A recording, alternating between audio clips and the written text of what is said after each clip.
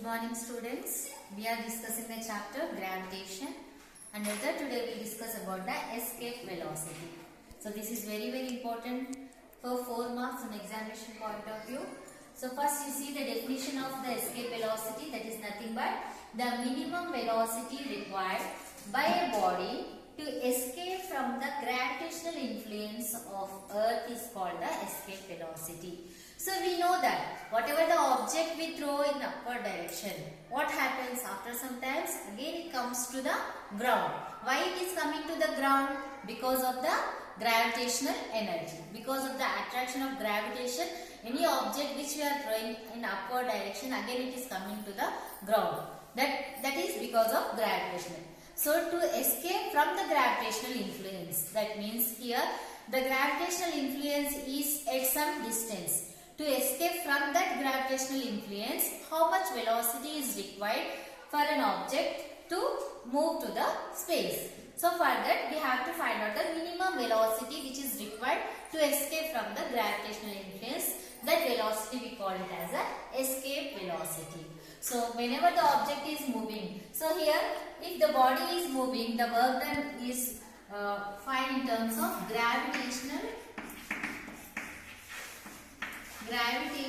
potential energy.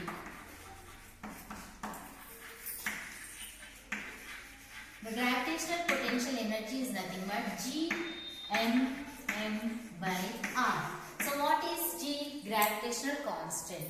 M is the mass of the earth. This M is the mass of an object which we are throwing in the upward direction. R is the radius of the earth. Now here the object is moving. That means the object is in the form of kinetic energy. So kinetic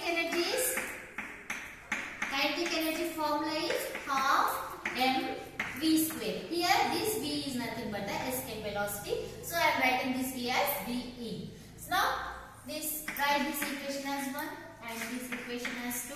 Equate equation 1 is equal to 2. So what you will get if we equate these two equations?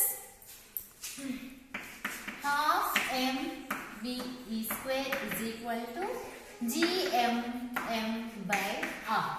So we want this velocity. So bring this term to this side. So ve square is equal to, here it is in the denominator, it is in the numerator. So 2g capital M small m.